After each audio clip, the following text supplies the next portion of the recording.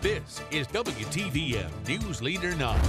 A new crime report shows a rise in crime in the Fountain City. Tonight on the News at 5, we'll break down the numbers and see what neighbors in some of the hardest hit areas have to say. A Friday morning shooting left one man dead inside his home here on Gleason Avenue. I got the full story coming for you on News Leader 9 at 5. And the family of a police informant shot to death inside his home. Wait for justice. We'll take you inside day 5 of this cold case murder trial in Columbus. Good evening. Thanks for joining us on this busy Friday evening. I'm Barbara Goche. And I'm Jason Dennis. Topping our news tonight, a developing story. A man shot to death on Gleason Avenue early this morning. This is the 15th homicide of the year in Columbus, according to the Muskogee County coroner. News Leader 9 Sarah Lim went back to the neighborhood, and that's where she joins us live with more details and reaction from a friend of the victim. Sarah?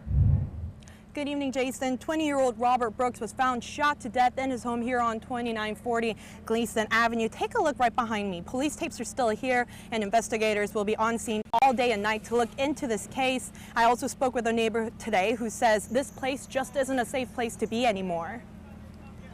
A couple shots. I thought it was some firecrackers. You know, sometimes you can't tell between firecrackers and gunshots. It's the first time I've seen one happen this close. 43-year-old Tammy Bryson lives right across from the house where 20-year-old Robert Brooks was found dead early Friday morning. It's called G Block. That's what it's known as on social media and to the world.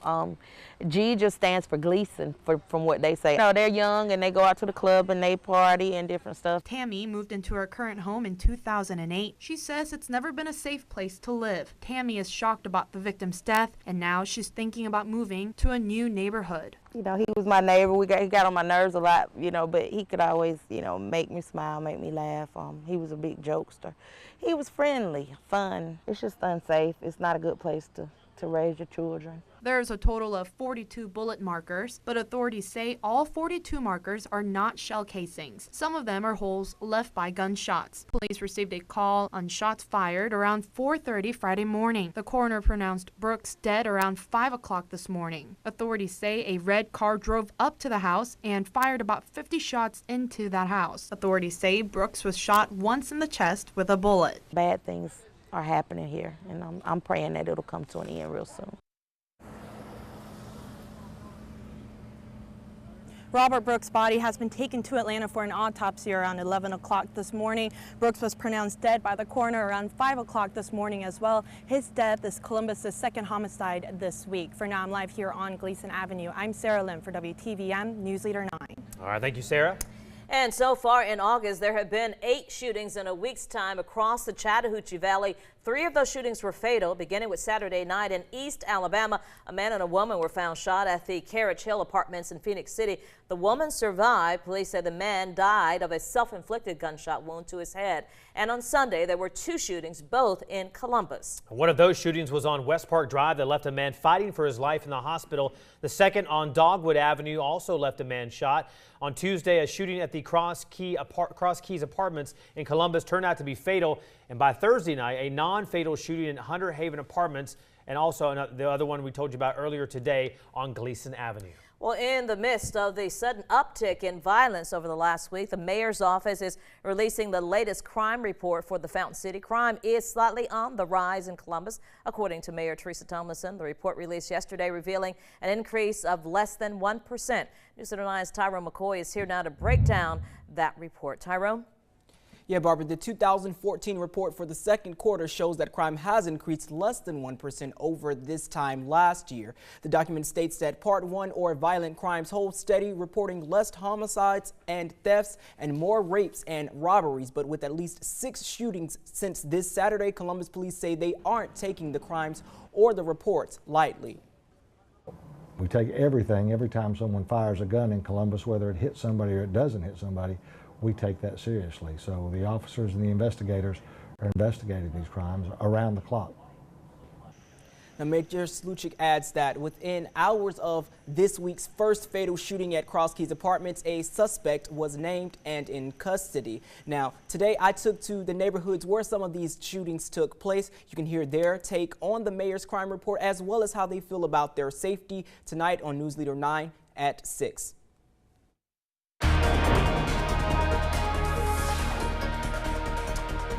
And time now to talk a little weather on this Friday. We have a severe thunderstorm warning in effect for one of the fringe counties in the WTVM coverage area. Macon County, Alabama, just the western tip of Macon County under that warning till 4:30 Central Time, 5:30 Eastern. That does include the city of Shorter there in western Macon County. Here's a check of the radar view, and it is very stormy over in East Alabama. Heavy showers and storms in progress here. A lot of lightning, very gusty winds, and very heavy rain. And these are drifting off to the east very slowly. So parts of Macon, Lee, and also parts of Russell County will be under the gun here fairly soon as these storms continue that trek on off to the east at about 35 miles per hour or so. And you can see the lightning showing up with those storms. So a heads up for you in East Alabama. The strongest storms about to move in there. Now here's your forecast for the rest of this evening elsewhere. First we'll check temperatures, and boy, it's hot out there. If you're not seeing the stormy weather, 95 in Columbus, 97 down in Eufaula, and 96 at Fort Benning. So we'll keep the rain chances in there for the next few hours. We'll be talking a lot more about what the rain chances look like for your weekend coming up here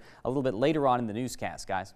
All right, Derek, thank you. The body of a missing boater has been found in Meriwether County. The body of the 72-year-old man pulled from the lake earlier today. Sheriff's deputies say an overturned kayak and floating life jacket leads them to believe the victim drowned. Officers with the Department of Natural Resources have been dragging the lake for 2 days. The man's name has not been released. Another update for you tonight. A report into the fatal shooting of a man on the campus of Columbus State University has been handed over to the district attorney's office in Muskogee County. 20-year-old Zacharias Flint was shot and killed in March by CSU Sergeant Ben Scott. University officials say Flint was chased by officers after they were alerted about a man with a gun on campus. A gun was later found near Flint's body. No charges have been brought against Scott at this time. Well, new at 5 tonight, police arrest a man in Ohio they say has been running a scam on people right here in Columbus. 37-year-old John Dewberry is charged with 2 counts of impersonating an officer, theft by deception, and criminal use of a communication facility. Muskogee County Sheriff John Darr tells Newsletter 9 Dewberry poses as a sheriff's office employee, telling victims to put money on a prepaid debit card and pay a fine for missing jury duty or for an outstanding warrant. Sheriff Darr says if someone is being contacted by the Muskogee County Sheriff for jury duty, it will come in the form of a hand-delivered notice. Dewberry is currently being extradited back to Georgia. Details continue to unfold in the murder trial of Daphne Castile, her son Jamal Castile, and friend Dontrell Marshall. Newsletter 9's Brittany Dion joins us live with what a Columbus investigator says the victim, David Coleman, told him before he was shot to death. Brittany? Well, that's right, Jason. The investigator took the stand this afternoon to say that David Coleman was a paid police informant and that he worked with him on several cases out of Columbus. Now, that investigator says that he spoke to Coleman about the bank robbery that occurred at the CB&T Bank on Forest Road back in 2008. Take a listen to what he says Coleman told him. He told me that Dontrell Marshall and Jamal Castile had robbed the bank. He stated Dontrell Marshall had a maroon, orange, and yellow baseball hat with a jigsaw puzzle design on it. And that hat was pictured in the bank surveillance photos. Now, shortly after speaking to that investigator, Coleman was found shot 6 times inside of his Lawyers Lane home. Now, Jason and Barbara, if you guys recall, there was a witness that was arrested yesterday for lying on the stand. He was back on the witness stand today. I'll tell you why on the news at 6. For now, I'm live at the Government Center. Brittany Dion, WTVM News Leader 9. All right, thank you, Brittany. Well, more damaging testimony implicating that Peanut Corporation of America defendants knowingly shipped out tainted product that killed 9 people and sickened hundreds. Wright Gazaway has more details from the federal courthouse. Former PCA Blakely plant manager Sammy Lightsey agreed to testify in his plea deal and says he was trying to fix issues at his plant in the middle of the salmonella outbreak. Lightsey pleaded guilty in May for his role and testifies that PCA deceived customers by retesting products. He says PCA owner Stuart Parnell visited the plant frequently and made the ultimate decision in sending tainted products. Lightsey's testimony also brings Parnell's brother, Michael Parnell, into question. Lightsey says Parnell shipped products to Kellogg's in these tanker trucks with false certificates of analysis. When Lightsey told Parnell it was illegal, Parnell told him not to worry about it because that's how they do it.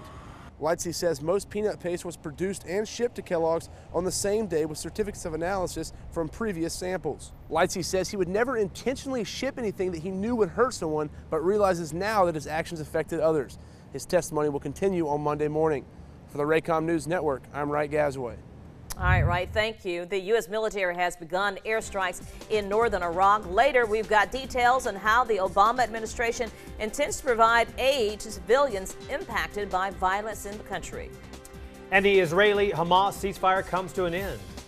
Coming up after the break, we'll talk weather as well. We'll also congratulate Pearlie Jenkins from Phoenix City, Alabama for winning the WTVM and Rivertown Ford Umbrella this week. We'll have 3 more winners for you next week and talk about rain chances right after the break.